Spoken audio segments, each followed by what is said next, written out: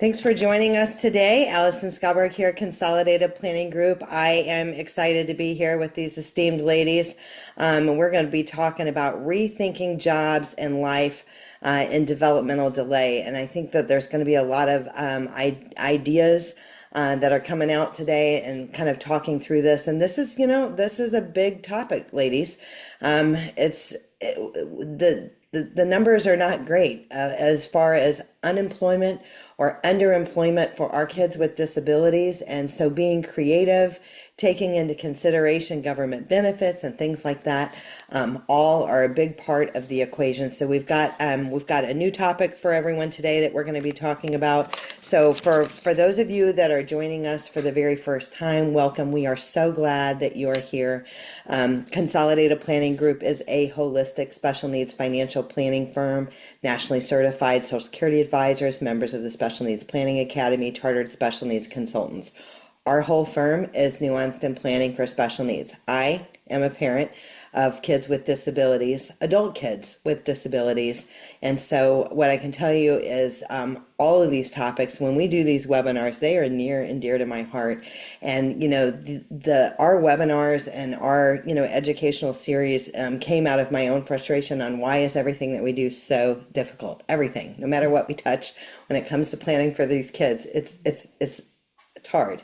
So if you're feeling that way, welcome. You're in the right place, and you're absolutely not alone. We're an awesome community of people. We've got people that are here that may be here.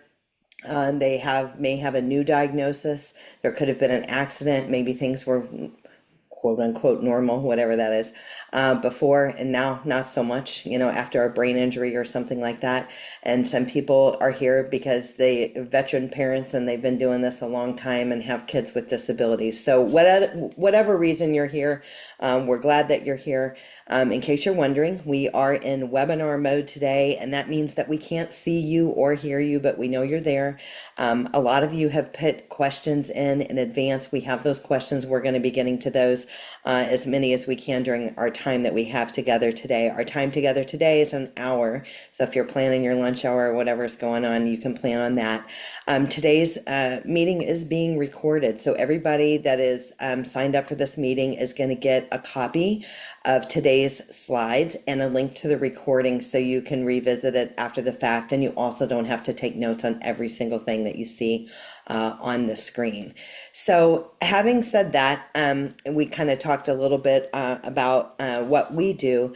What we think is that planning for special needs is a big deal, right? And so there's so many buzzwords that we hear: transitioning into adulthood, and that could be a lot of things. That could be transitioning from school to higher education or to a transition program. It could be transitioning healthcare. Transitioning into the workforce. Transitioning living situations. That is just a buzzword, and it's used commonly for a lot of different things. But when it comes to planning, we think it's important to plan early. Plan when you're of sound mind and body. You don't have to be a gazillionaire to plan for the future of your loved one. And we're fans of taking those baby steps to get you to the next step, to the next step, to the next step. And so, one of the things that we work with families on is having money in the right buckets, preserving eligibility for state and federally funded programs, knowing when and how to apply for those programs. Maybe you've got your legal documents in place. Maybe you've got your special needs trust in place. Now what? How much money do I need to fund that special needs trust? Where do we go from there? Oh, by the way, taxations and special needs trust. What do we do with that? And we certainly, work with a couple of CPAs that are specifically nuanced in special needs trust. Recently did a webinar on that. So if you've got questions on that, we've got answers. But the Consolidated Planning Group YouTube channel, there are over 500 webinars on planning for special needs. If you can think of a topic, we've probably done it. These are not sales meetings. These are meetings for us to learn. These are meetings for, as parents, to give you the tools and resources that you need to be successful. You might be a professional on here. You might be a medical professional. You might work at some of the agencies, or some of the 501c3 organizations that support your diagnosis. And we're here to support you as well. And we partner with those organizations to do webinars as well. So having said that, welcome. We have Gayle Fisher, Angela Campos, and Barbara Knighton here today, and they are a wealth of information. So I know they've got a lot of stuff to talk to you about, and so I'm going to turn everything over to you ladies. Thanks, ladies, for being here. Thank you. Awesome. Well, we're delighted to have you all. We hope this is kind of controversial, okay? We hope to handle all the questions. Some of them will need at least 3 or 4 more answers back from you, depending on specifically where you are, more about your child. And we probably will know someone to help you get, even if it's after, to get you your answers, even if it's after the webinar's over. Okay. Anything, Barbara, you want to say on this first slide? Yeah, and we're excited to share this information with y'all. And this is one step to being closer to advocating for your individual with special needs, and then also for advocating for yourself and improving your knowledge and gaining skills by sharing the experiences that Gayle and I have, and Allison as well. This way we're able to help y'all and hopefully, make a better experience for everyone. We also want to appreciate Angela. She helps keep our teams getting sorted. So we have a monthly Zoom. Please come. What our intention is that we operate pro bono. We want to share the glory with you, all of our collaborative partners, in about 3 or 4 different concentric Venn diagram ways. Actually, we want our kids to share the glory, right? If you follow either Barbara or myself on Facebook, you'll see some of these things, but we did try to reorganize it in a way that you can put your kid's face there on the picture, and you can imagine your longevity. Because I also want to tell you that we cannot link our happiness to our kids' happiness. I mean, Stinkerpot this morning, he went off and anyway, but you know how our kids will not always do and say the right thing, and then we have to help them socially to learn how to do it better next time whenever they interact with someone else. So it's always a learning experience. Please take care of yourself. Barbara's right about that piece, and we want to make our kids the heroes, because you know what, we're all getting older. Anything else, Barbara? No, not on. We do have some links there. So the links are, we're balancing. So as you read about Barbara here, I'll just talk a little bit more about the, so as we put our, it's okay, Allison, you can move on, all right. So yeah. We want to share freely. We're not about taking your money. You need to put it toward your kids, 529 or Special Needs Trust or whatever. We're blessed that we can do this, all right? We need all the heroes there are. So if these models aren't your model for your child or what you're doing as a provider, we still need every hero we got. I was just listening to a Texas Health and Human Services all-day webinar of tell us what we got to do better.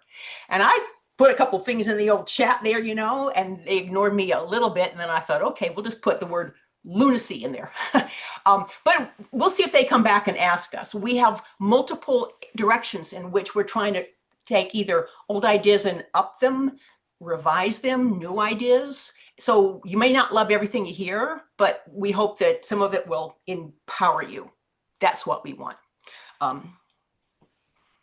Right. And that's why we're because sharing our experiences also builds, us as leaders and us as advocates to be able to get information, take it in, regurgitate it, and use it with wherever we go. Whatever we're doing. Legislatively, education. I know some of you have kids still in school. Mine's on the tail end, aging out of the system in May. So it's like Gayle said, it's always a living learning experience, day by day, every day. And Barbara was playing this game when I got into it. And I heard about her and I had to track her down, just like I had to track down Robert Reddy once. It's like, hey, I need to know you guys, right? So I tracked down Barbara, found out who she was.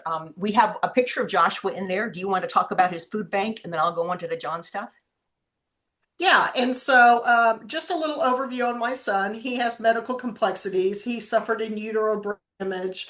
And also he was born with congenital cataracts. That's what gives him his blindness. He does attend Texas School for the Blind in Austin. And he is a Conroe ISD registered school, but his educational placement takes place in Austin. He does graduate in May. He's 21. He ages out of the system. And he is a complex learner. So developmentally, like about a 6-year-old. So like you're working with a first or second grader on that level. He does not read or write. He just recognizes words. So employment for him, like a 6-year-old, you can let them do things for a little bit, but you got to pretty much always have them in line of sight. You can't kind of just leave them off to their own devices because you don't know what they're going to do or get into. So for Joshua, his leaving school is going to look a little bit different. We are very invested in a day program in our area called Bridgewood Farms, and so that is where he's going to be coming to. He did a 9-week stunt there over the summer, kind of get our feet wet, get used to the program, see how things work. And then we also, to get ready for this, instead of ESY, extended school year, once he was in the 18 plus program, we started doing volunteer work. So this is at Montgomery County Food Bank. We go to the food bank when we have opportunities to do that. We volunteered at the Woodlands Methodist Church in the Special Blessings program. And then we volunteer at Interfaith of Hand Me Up Shop. And of course, I'm always there. So it's basically like they're getting one volunteer the entire time. Joshua's doing the work, but mom is, over there instructing him how to do it. I have to give credit to the teachers and the staff at TSBBI because they have been my trainers through this whole journey. He's been there 7 years. They're the ones who are like, okay, when he goes out into the community, this is how we work with him here, because there he has a lot of exposure to being out in the community. Obviously, the school is centrally located in Austin, so they're always out in the community. They have taught me how to teach him and how to be his job coach. So I'm very grateful for that. So our transition coming out is going to be working with the day program, also doing community, getting out in the community and being involved in that. And then just taking what other social opportunities. We enjoy going to the church. If we have some downtime, we'd still like to volunteer. He loves volunteering at the Hand Me Up shop and digging through those bags. That is like digging through gold for him. So he loves sorting, and that's his favorite thing. And I'm like, hey, everybody has a job, and that's what you're going to notice and find for your individual is what do they like? What do they like to do? Expose them to everything and then just see what works out. What works best for you? What works best for them? What's the comfort level all the way around? So we'll get more into that as we move forward.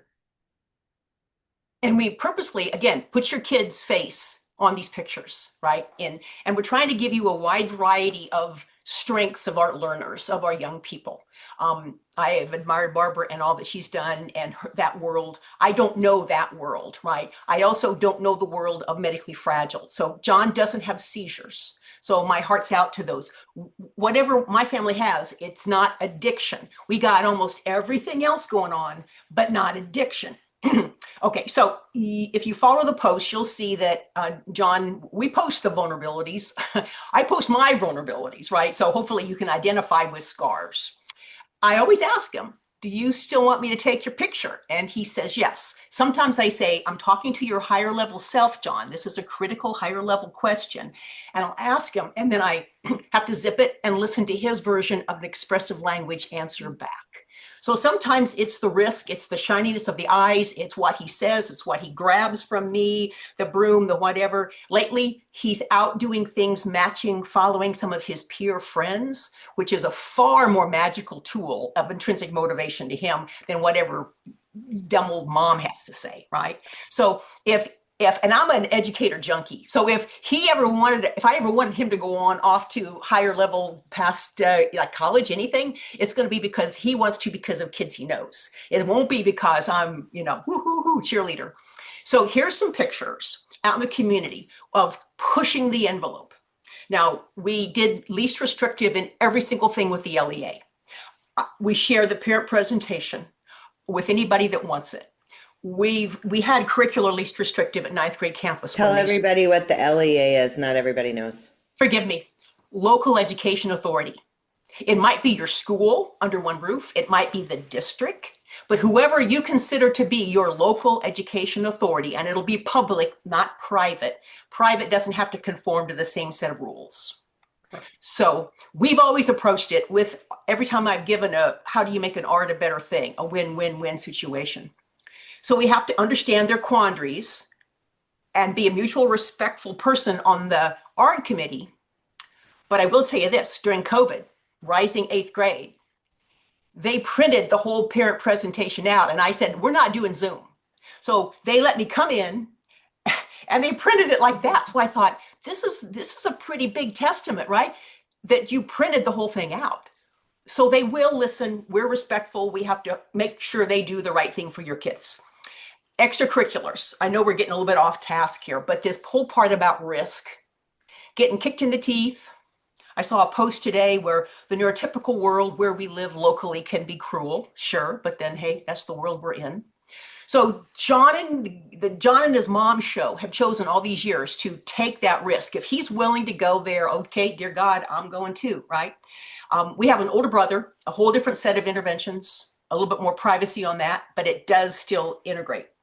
His dad died before COVID. The dog died. His brother goes off to college. So John's had his pile of grief and trauma, and we still deal with it on a pretty regular basis. So when I hear, Mom, I just wish you would die, we have to have a talk about that. But I get it. It's not personally about me. It's that he's lacking the vocabulary. So we have to work on vocabulary. We have to work on what's the right word. So here we have some of the bullet points, right? How do I help him? How do I redirect anything that's coming at me or coming wherever it's not supposed to be going toward intrinsic motivation that he wants to, his hustle, his executive functioning, taking the initiative. When he leaves the kitchen, I say, wait, you got 3 more things. Right. And that's always right. And that's where, we have on here the resiliency, the flexibility, to keep experiencing life and keep moving forward, and take these experiences and grow from them and learn from them. And high sensory background. So some of these places here, I know it's time to click. Some of these places were cacophonous, loud, and he wasn't happy, and no devices, but he became proud of himself. Right. Right.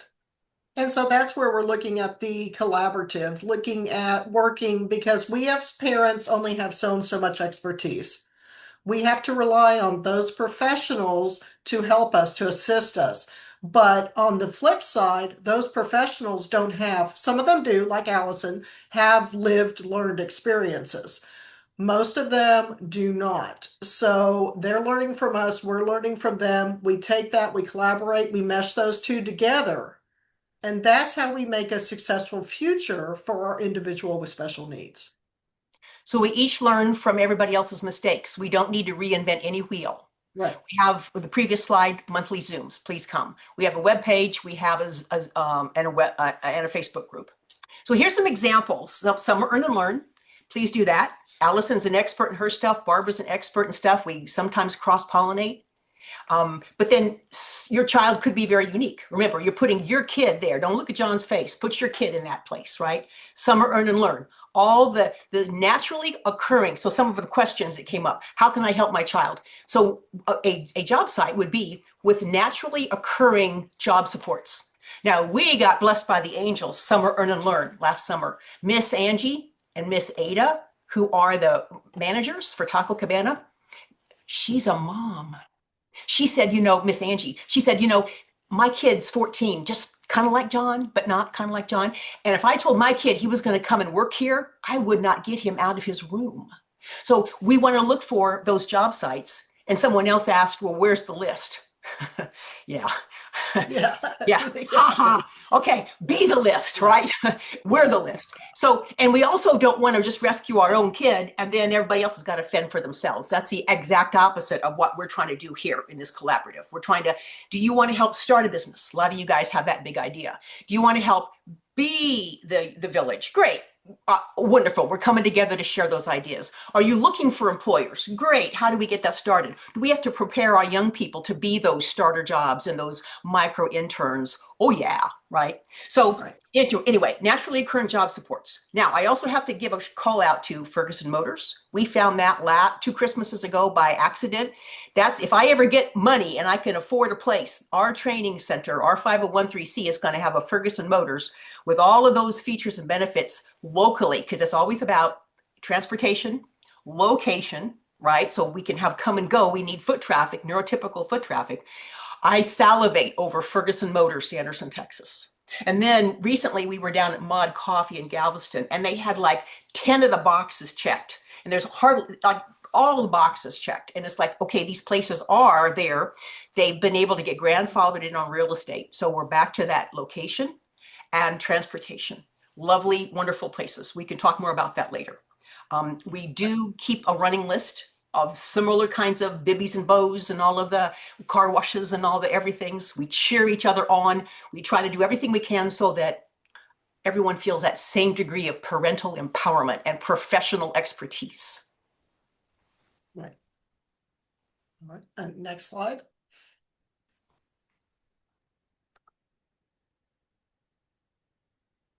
And again, just a little overview of Joshua. This is a few of his experiences working at the Montgomery County Food Bank, the Hand Me Up shop. And then another thing I have always made him do is he has anywhere from 27 to 32 staff members. So 3 teacher or 5 teacher gifts is nothing when you have 27 or 32 staff members to give holiday gifts to. And because they're his gifts and he is giving them, he has to make the treat bags. So we do an assembly line. We put the treats, I put the bags out, he stuffs them. This is the end of the assembly line where the bags are stuffed. And then because he has cerebral palsy and his right side is affected, he uses a stapler with his left hand. So again, these are all about adaptations. Wherever they're at, everything is an adaptation. And we staple the bags closed because we can't get a roll of tape off. And it is easier for him to be able to do that.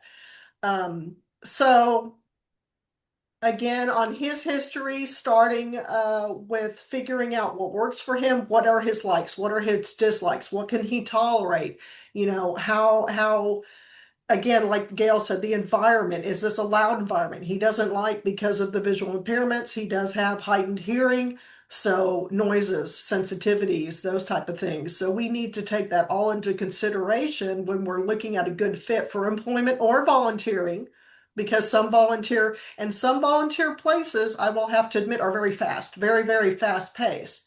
So a person that has visual processing and, just processing in general delays, you need to be there and you need to make sure everything I did before we went into these places, I did the volunteer work. I went there, I worked a shift or two, one to gauge to see, okay, how are the employees? What are the employees like? What are the other volunteers like? What is the environment? Is it too hot? Is it too cold? Because we are heat intolerant. We cannot work in a warehouse that doesn't have any AC in 90-degree weather because he's going to drop like a fly.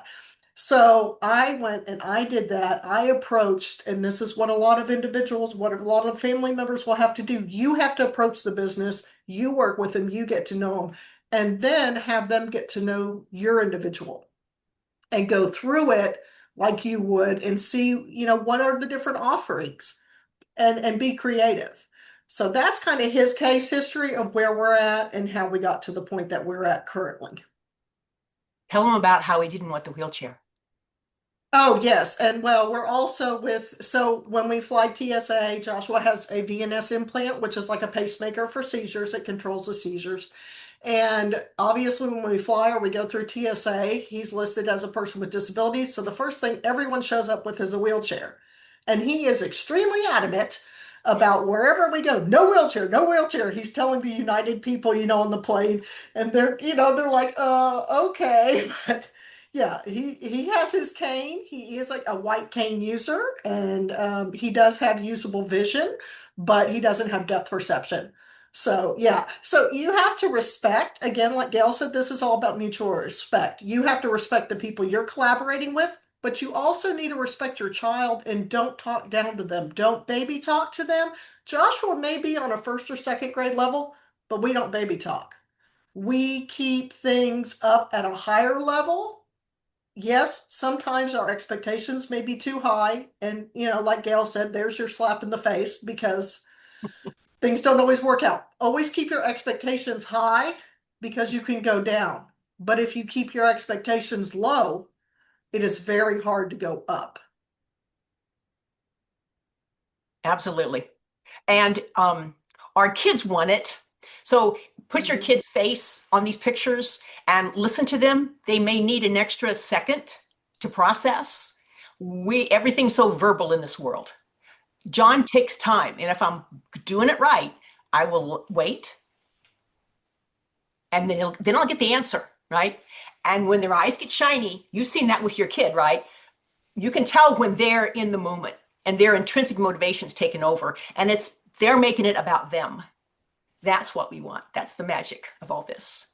So as we've looked at everything that's going on, we have decided, and with our teams and any parents that want to join us, and if you don't want to join us, that's okay. We love you anyway. And some of your questions are, where do these jobs come from? So you just kind of like write your Santa Claus list and you get your 3 job interviews. So if we said micro internships, let's make the ask reasonable. Make it so that, can you have a micro? I don't know how long micro is, but it just sets that expectation that with a starter job, we'll just wait and see how it goes. Do we have naturally occurring job supports? What's our kid good at? How does the goodwill work in reciprocity? So at these job sites, you find the kind people, right? You find the people that are willing to open up, and yes, we have a list of collaborators that we've done a grant request, and we have a list of people with whom we are working, and we have that whole feed stream of things, of all the things that might need, the path, right? And we find the people that are willing to help and want to. So starter jobs, not the ones that are Harvard, not the ones that are like those super high level when you're gonna be a programmer, right? John could care less. And I think Joshua probably isn't a programmer. But boy, when Joshua is good at what he loves, people love him back. Okay, so we're talking about goodwill in the community. And that's an accounting term. That's a generally accepted accounting term. All right. So, right. And your kid a job does not have to be money paid. A job can be volunteering. A job can be taking care of a neighbor, an elderly neighbor. You assist them. Again, the most critical thing is you want to be observant. If they have to be, you want to be observant for them. So these are just I a just few wanted to examples. mention that that's a really, really great point, and it doesn't have to be revenue generating. If Correct. your kid is capable of revenue generating, sometimes as parents, we push a little too hard. I'm a pusher, I admit it. Anyway, if you push a little bit too hard, like maybe you got to work up to part-time. Maybe it starts out a couple of days a week for 2 hours, or maybe we start out at an hour and then, like we work up from there. But what I have seen with a lot of the families that we work with, that those volunteering opportunities have been great. They had community, they built friends, they were needed, their services were needed. And a lot of these volunteer opportunities, especially for kids on the autism spectrum, sorting, counting, or like whatever, boxing, repetitive. It's not something that's too many steps that they're destined to fail on, like repetitive things, but they're part of a bigger group, a bigger organization that's doing awesome things, and it feels good. And that's I call that dipping your toe in, like getting started with that. How does that go? Does it go great? Did it go terrible? Because if it went terrible, maybe that wasn't the right opportunity. Or maybe this is an insight from a maturity perspective, they're not there yet because they're still getting where they're going. We're always still getting where we're going, and we're usually behind from a maturity perspective and a developmental perspective. A lot of the families are. I know that there's twice exceptional and all the other stuff going on too. But that is a really great opportunity. to start, because you're not really, if you're volunteering your services, so you don't really get fired from it, whereas you can go to a Yeah. job and it goes poorly and you get fired, and well, then the self-esteem goes down a few notches. And if they're teenagers, their self-esteem is already tough, right? It's already Right. bad. They're already looking around. They're already aware of what their deficits are in a lot of cases, or how they don't quote unquote measure up to other students in their school and things like that. So I think starting something with building in some wins is ramping up to the next step of, here's an hour or two of paid work. Or now we're going to do 2 days a week, 2 hours, a day, or something along those lines.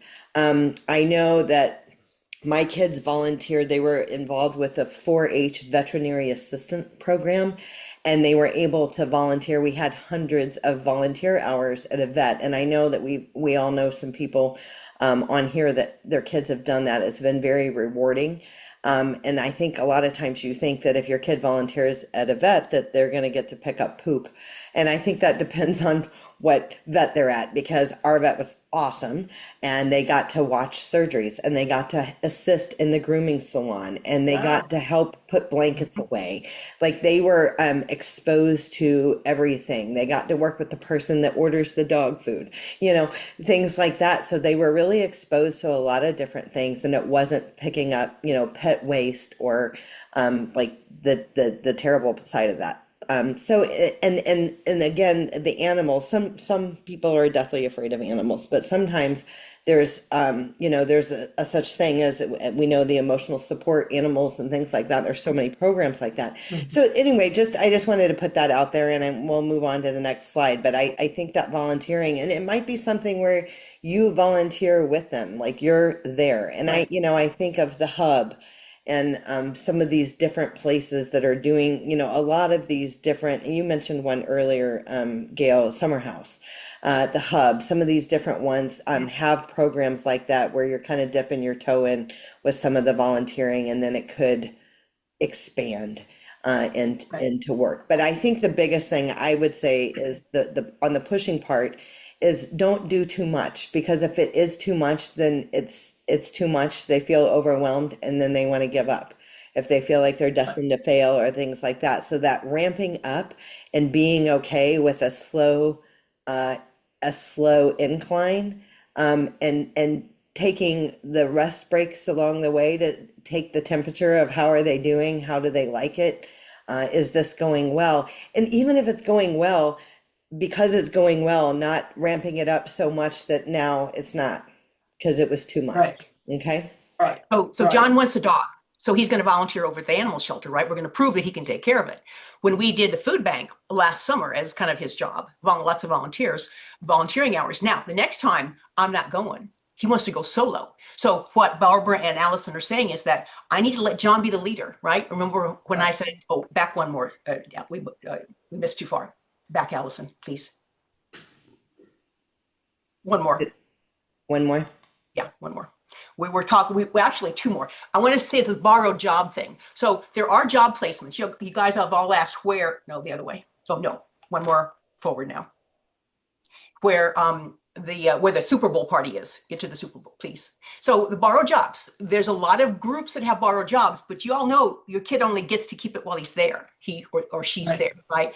And so we just want to say what we're trying to do with the collaborative and these other teams is we're trying to go out and ask, constantly network. I found a possibility, the cleaning lady where I went to the gym yesterday, right? So we're looking for, and the second flyer there, the one that's got the light blue background, we are going out in the community and we're trying to put together small tutorials from kind-hearted people, and nobody's taking money. It'll be at their workplace. They'll do a small group, how do you make a cupcake? A small group on what's accounting principles, a small group on an insurance. Will it get a job? Don't know. Could it be a micro internship? Let's call it that, right? Let the kid call it that, and they're all pumped up, and maybe they get motivated. And I will tell you that I have seen John turn on a dime, because all of a sudden he went from, mom, to, oh, I want this. And boom, off like a rocket ship, because he chose for. So for social gatherings, the one about the, again, this location, sorry, we live in the Woodlands. You are welcome to come. We're going to be crazy people and just open up the house. We need good behaviors. There's one set of house rules. But the idea there is we're going to cook, we're going to sous chef, we're going to clean up, we're going to chit chat, we're going to be able to help the kids learn how to make food, clean up, keep a good, tidy house, and we're going to practice football lingo, and we're going to play bingo, and we're going to look at commercials, and we're going to make friends. Because someday they may want to go to a party and hang out and know what 4th and 10 is. What's a Hail Mary pass? So we're just constantly looking at new ways, different ways, using the community. How can we make it so the kids have a trajectory kind of like what we've had? So put your kid in their face in the picture. Don't just look at John. Next slide, please.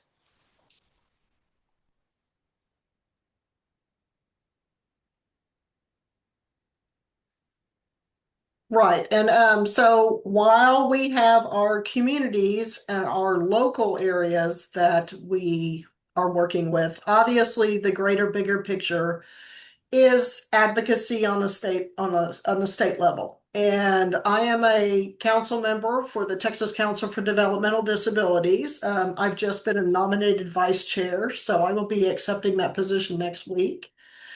And that organization, we are there for people with IDD to better the lives of people with IDD, to contact the legislators, to raise the awareness, because again, I was never around people with disabilities until I had a person with disabilities. So my world was totally on the outskirts of this.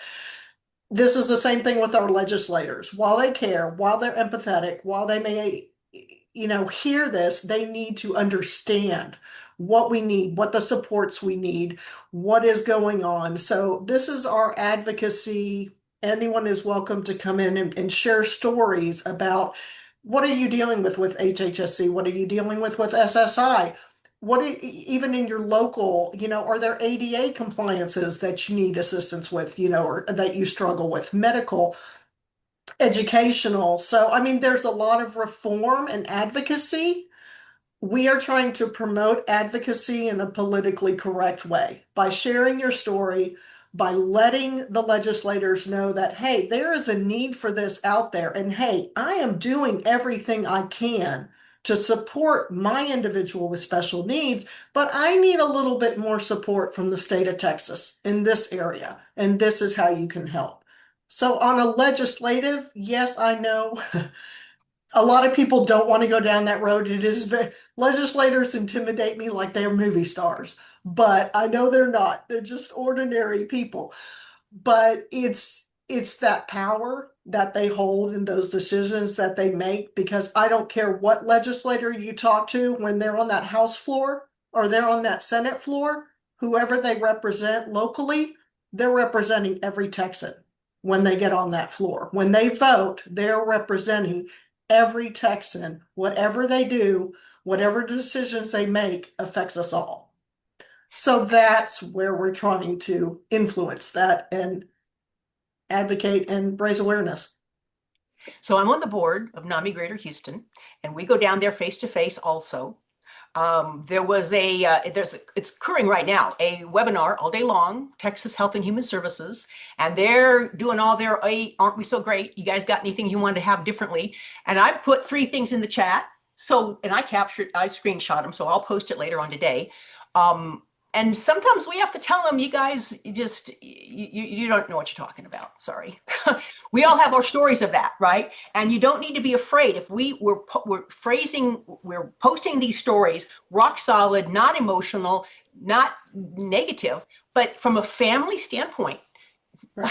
Can we make good suggestions to them to save money, make it more efficient, reduce churning, improve goodwill? These are all really important things that we would love to have you join us if you're comfortable. So website. I just wanted to mention, I think that the applications are open for any parents that might be interested in for Texas Partners in Policy Making. Yes. That is it TDCC group? TCDD. So Partners in Policy Making. So that teaches them to advocate. Yes, if you go out to the website or on the Facebook page, it'll explain the program, and that gives you a deeper dive into I how did it in to. 2021, and it is a time commitment, but it is valuable. And you also learn from other awesome advocates across the state. And they teach you, I mean, you learn about everything you could possibly need to learn about when it comes to special needs and people with disabilities and Right. advocating and policy change and how to, those things that you're frustrated about and that you don't like, how to get it changed. And you learn real skills on how to do it. That's how the Greater Houston Disability Chamber was formed. My project was the Consolidated Planning Group YouTube channel. That was my project for Texas Partners in Policymaking. And so, anyway, you guys might want to check that out because it is a time commitment, but it is very, very good, and you will learn a lot. And it will probably be very helpful on your And journey. it is free. It is free. You do not have to pay to take the courses. It is paid for by grant. And it will teach you how to advocate and advocate correctly. Because chaining yourself to the capital steps, while it may be effective for the news media, it is not always effective in reality. Like, for instance, you might learn about, which again, we do webinars on this, but you might learn on Texas Workforce Commission and the Mhm. Summer Earn and Learn, and they call it pre-ETS. We love acronyms for everything, the pre-employment training services. And I just want to mention this. Again, we have a webinar on this, but those pre-employment training services through Texas Workforce Commission start as early as age 14. A lot of people think it's probably 16 or 18. It's as early as age 14. They'll do testing. They will do supports or courses to help close the gaps on the impediments to their employment. There is also a program I like to mention, Project Search. Project Search is another program about jobs and jobs for individuals with a disability. It's all throughout the United States, but it is for kids that are still enrolled in school, okay, in high school, not college. So you might want to look at Project Search. But those are two other things. So we're kind of focusing on jobs or what can they do, and the vocational rehab, they throw the acronym VR around vocational rehab. And I'm just going to say right now, I'm just going to be straight up. Some people have had a terrible experience with vocational rehab. They've had missing counselors, MIA counselors, a great counselor that got promoted, and then they got a bad counselor, a counselor that will not return their calls. But we've had other families that we've worked with that have had fabulous counselors. They are a little understaffed, but vocational rehab is state and federally funded programs, and it is for individuals who have disabilities that have impediments to employment, and they have various programs like the Summer Earn and Learn program, like the pre-employment training services. You may have heard of people having a job coach that was paid for by the state. Of course, you can have your own paid for job coach. But these are all services that may benefit your child. And your child may not work anytime soon. It might take from 14 to 18. It may take a period of time to close the gap on what those impediments to employment are, but they're going to help you identify those impediments to employment, and they're going to help put a training program specifically tailored. We know IEPs at schools, they're called IPE, and it's like an employment plan or something like that. But anyway, they put a specifically tailored plan for your child and their development. Sometimes they pay for college. If that's what it is, they might pay for a certificate program or other things like that. So anyway, it's worth it to consider that. And the other thing that I will say is if you have had an unfortunate experience with the TWC, don't give up. They do have community support liaisons that you can call, and you can tell them that you've been having an issue and you can't get your counselor, and they can reassign you a counselor. They can get you escalated. So I would just say don't give up on that. Ask for Gina Chen. So where we are locally, we have the best for if you're still in the school system. Gina Chen, call out to her. She's one of our collaborative partners. She said she could throw some job coaches as we get out there and work. Another call out to Mustard Seeds. They are in North Carolina helping agricultural with our populations. I formerly was a DARS vendor, right? And I played the game, job coach, program director. I hated the paperwork. That Vesta app, my God, I'll never get over that one. Barbara has to still deal with it. Okay, so moving on to new ideas, okay? Because I'm a doer and I'm impatient and I'm a pusher. I wish I wasn't, but I don't know. I'm getting older and I kind of like John doesn't have anybody but me, kind of in a way. But oh, back. I'm gonna finish, John. Allison, back one. So It's showing John on my screen. Are you seeing that? yes, perfect. Okay. Thank you very, very much. Now, not to belabor this thing, put your kid there instead of John's little face, all right? And if you follow me on Facebook, you see all this stuff, you know John's okay with it. And we're blessed. Not every kid is able-bodied. Not every kid can do these things. So I feel extra responsible to share with our community, our family, that, all right, from a music standpoint, from a extracurricular standpoint, from a trying to cook, get the right kind of knives, those plastic ones. I post about that, right? Not the metal ones that'll cut his finger off and bleeds all over the potato salad, but the plastic ones, the brooms, what he learned at Summer Earn and Learn. We went straight away to Ross and he got to buy himself a new broom set that matched the one there. And now he's in charge of floors in the house. Laundry, cooking. A lot of you guys do this already. So here's pictures of, these aren't academic settings, but if we were doing an ARD, then I would have academic stuff, right? Because I'm trying to prove a point and make help with the quandary situation. But think about jobs and lifting and heavy and what's left to be doing and what is it, anticipate what the customer wants, anticipate what needs to be done next in the kitchen, anticipate, get your stuff ready. I'm not going to wake you up in the morning. All of those kinds of things.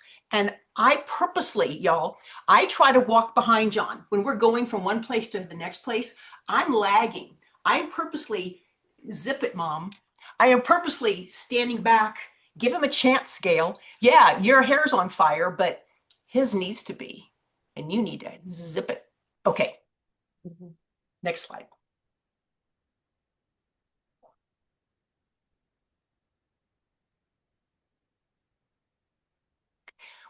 We talked about transportation, location, getting to and from.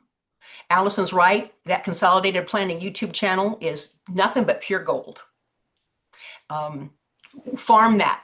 That's the first place I send families when they ask technical questions. Barbara has her version of financial technical. I have my version of financial government technical. Best case, best experts, subject matter experts, first go to Allison's.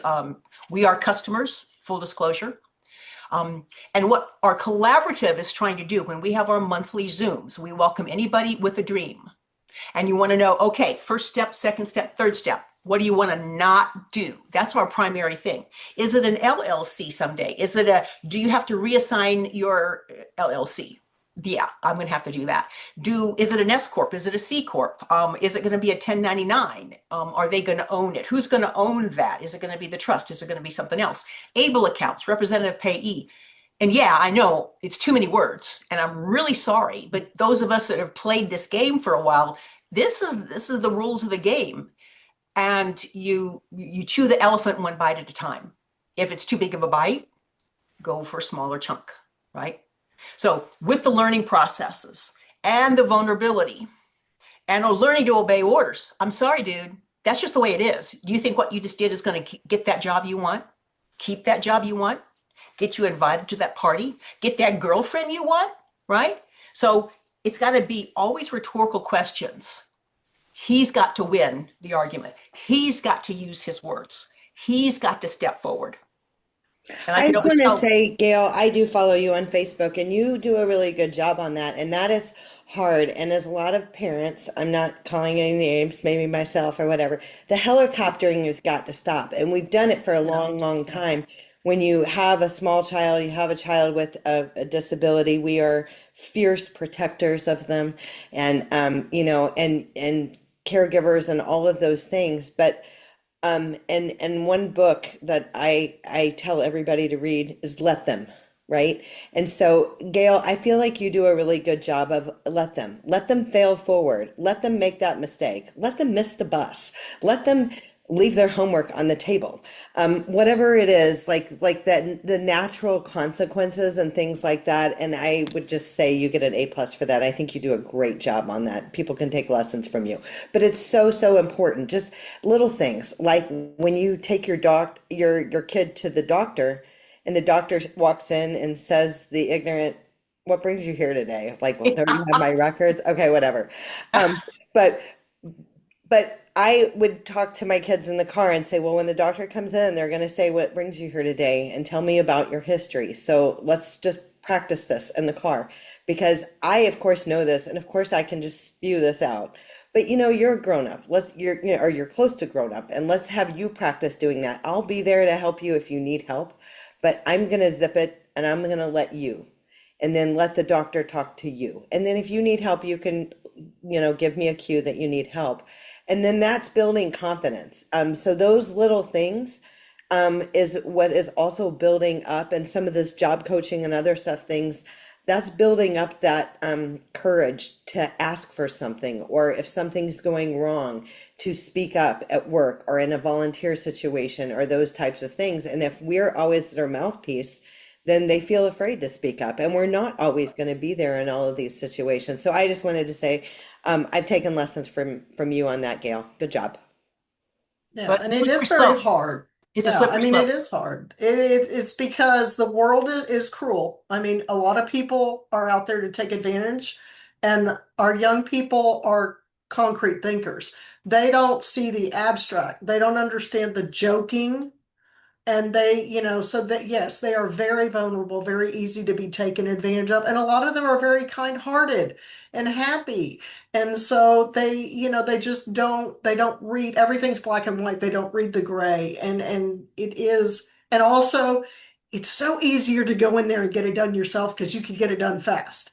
And I know I'm guilty of this myself, and it is very hard to step back and let go to do it. But you can start like this, everything, all the examples with John. Josh does the same thing. You start around the house. Take ownership, because wherever they work, you want to take ownership of a place you're going to. If you are attending a day program, take ownership of that property. Be proud of where you go. Be proud of your campus. Clean up the trash, help. And I think that's something we need to instill at them at home, on the home level, that you respect your property. By respecting your property and respecting others, you're respecting yourself. So take care of and invest in yourself. And if you invest in your child, then you will see that they bloom, they grow like any plant you plant in the garden. This is the same concept. So And they won't that's match anybody. They'll bloom at their own right. bloom rate. That's right. You have blue flowers, green flowers, all kind of, hey, that's part of finding out. And when you start, even in junior high, I know one of our questions was, well, how can parents on a junior high level? You can start volunteering with them at food banks. I know you can sign them up. I think some are 12 years, 10 or 12 years old, as long as the parent goes with them. And being involved in churches as well. So you can start this as early as you want. We have about 8 minutes left, so I'm going to forward the slides. You tell me where you guys want to go. Okay, keep going. Everybody knows this. Yeah. Keep going. This is a good one, maybe. A backup one, because it goes back to what Barbara was saying. You guys already know these behavioral redirects and why, but this one, y'all wanted to know. So what is it? Barbara says concrete thinkers. And when we were putting these slides together, we were trying to really think for you all, right? Not that it's John's face or Joshua's face, but your kid's face. So if your child is still a concrete thinker, and there's John, I try to find a picture of John thinking, I make him check in. He has to do this stuff. Is it pretty? No. Is it maddening? Yeah. Too bad, Mom. Get over it. So as Alma, I know Alma's here. How sad, too bad. You're going to do it. Right, Alma? Okay. So it's not their fault. That's just their concrete thinking. If they wanted to have a relationship, my son does. So we're working through our version of the birds and the bees and how it fits with the girls or not, right? And their ways of developing. So in here we say childish ways, and we don't mean that as a disrespectful. We're just saying that their physicality won't match their birthday candles. Their ability for behavior, expressive language, to socially fit in, read the micro expressions, won't match their birthday candles. So we give them extra slack. They'll need help with the cliches, the sarcasm. We practice movie one-liners like crazy. What does this mean when you see that face, John? What do you think they're thinking? What do you think's going to happen next? And we play it like a game. Right, right. It's got to be, they've got to be invested. So you've got to get to their level. Everything has to be presented on their level, clear, precise, same thing with directions and something they're interested in. So, trains, car, anything. But yes, it's got to be on their level so they can understand it. Go ahead and click, Allison. Yeah, go ahead, Allison. Tick, tick, tick. We can feel it. Just click. You guys already know this stuff. Again, yeah. Through. Let's touch on this one for a bit. Okay, so here's some pictures of John, and he has to take responsibility. All right. Joshua, I'm sure does a better job. But the idea is that if we want them to be responsible, if they want to be responsible, if they want to mature and be empowered in their life, they're going to have to own it. Right. And here's some pictures of him trying to own it, and mom. No kidding, guys. I'm like physically. Okay. Right, right. And they have to give them pride. Everybody in life wants a purpose and needs a purpose. Find something that they can have where their purpose is and where they have pride and where they can show ownership. That's what it all boils down to. That will give you the success you need and they need. And this is the game show in your home, different than anything in my home or Barbara's home or someone else's. How do you and your kids interact, and are they your hero? Okay, right. Click. Please click. I'm showing positive consequences on my screen. Are you seeing that, or do you want to go? Yeah, I think this is almost the end of it, and then your stuff. So just to say here, we're just so therapy parents, aren't we? Right? And yeah, there's the ones in the yellow, and then we added some extra parenthetical comments there. So if we really are trying to help our kids step into, and just don't put your kid there instead of John's face, okay? Put your face instead of my face. If we're helping them to step, we want them to step into their confidence and to be playful. We want them to have pride, right? The right kind of. We want them to take the initiative. Are you texting your friends? What does it take for you to keep building friendships? You got to be proactive, Buster, right? Risk taking. Our next big thing is him being home all by himself overnight. And Mr. Big Talk kind of goes, ooh, I don't know about that one, Mom. During the day, we got that right, but the overnight thing. And then that sense of belonging, we really hit the volunteering, and it's great. John's got his next 3 volunteer things all planned out. Self-respect, self-control. And I can tell, we have some issues with, sparring at the house and working through that with visit the jail and all that. And I can kind of start to see him getting twitchy. And it's usually hey, I just wish I had my dad back, and this stupid mom I got's not who I want. Because I'm bad cop, I'm good cop, bad cop, but I can feel the twitchy. So that's when I gotta leave the audience. Take the audience out of the room. Goodbye, fine, that's what you want. Consequences, natural. We want him to build up his good humor. We want your kids to have a good humor. Humorous redirect is the most powerful way to defuse and de-escalate anything that's getting too hot. Reading micro expressions, right? Self-regulation. And I'll tell you what, if your kid's got the testosterone, they're going to have extra issues. I know estrogen, and you got the periods, and you got to work through that. But that testosterone, dude, I'm saying, that's something. How do we help them with their self-esteem and the natural and unintended consequences? So don't just think about it. Don't just think you're doing it. Do it. Right. Someone said, is it true that TWC won't help services or like a job coach if the job is considered sheltered work? And I'm not sure what you mean by sheltered work, or if you're like talking like Brookwood, like if they have a subpar minimum wage. If it's a subpar minimum wage, I'm pretty sure they won't do that. They're talking about it's not substantial gainful activity. That's the Social Security Administration. But basically, what do they call it? Competitive employment is what they're talking about, not underemployment, not working and not getting paid and that kind of thing. So I put a long thing in the chat box about SSI and how working affects SSI and how working affects SSDI, childhood disability benefits or survivor benefits. People lump all those programs together. They're not the same. And how working affects those benefits are different. And it explains that in the Social Security Red Book. There's a lot of explanation on that on our YouTube channel. We do a Government Benefits 101.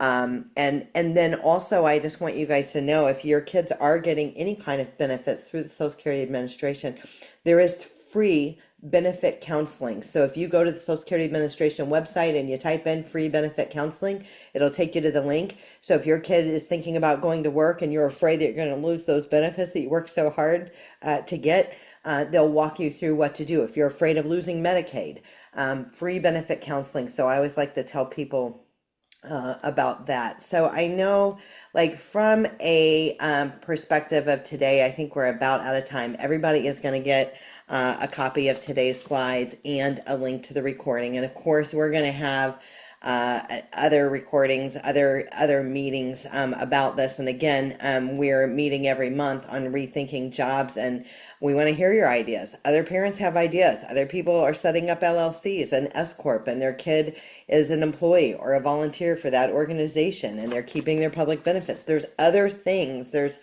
other things that you can do. Your kid can work as long as they don't earn more than that substantial gainful amount. Somebody, sent in a question about the substantial gainful amount. That amount changes every year, because I hear people say all the time, I heard it's $1,000. Well, that was like 10 years ago.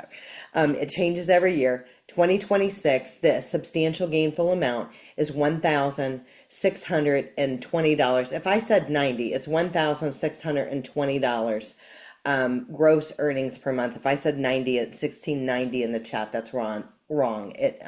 Excuse me. It is 1690. That's 2026. It was 1620 in 2025. So it does change every year, but basically, if your kid works, they want to earn less than the substantial gainful amount to maintain their eligibility. They may not get a SSI check, but they still maintain their eligibility for Medicaid. So there's a lot of things on that. So again, we're out of time for today. We're going to have upcoming webinars. You'll be able to click this link and see our upcoming webinars and register for those. They all live on the YouTube channel after the fact. We help people plan for the future. If you've got questions, you want to take a deeper dive on the SSI and all the confusion with that kind of stuff, got Medicaid, Medicare issues, things like that, we can definitely help. We're nationally certified on that. We actually even have a specialized software that takes into consideration a disabled adult child under a parent's record, and it tells us exactly when and how to pull the trigger on your Social Security to maximize benefits for yourself and your spouse if you're married, as well as your disabled adult child or children if you have more than one. So we can definitely help. This QR code will take you to our calendar, and you can schedule your free personalized consultation. If we didn't get to your questions today, do reach out. We'll be happy to help. And we tried to get to as many as we could today. And I would just like to thank all three of you for being here today. And thanks everyone for your attendance. And we will look forward to partnering with you again soon. One last thing. When your kid says, my adult business, and you start crying, this is what we're talking about. It's good stuff. All right. Well, I am certainly glad to be a part of a collaborative group of smart people, because you know what? None of us have all of the answers, and our kids didn't come with a manual. It would have been great if they did.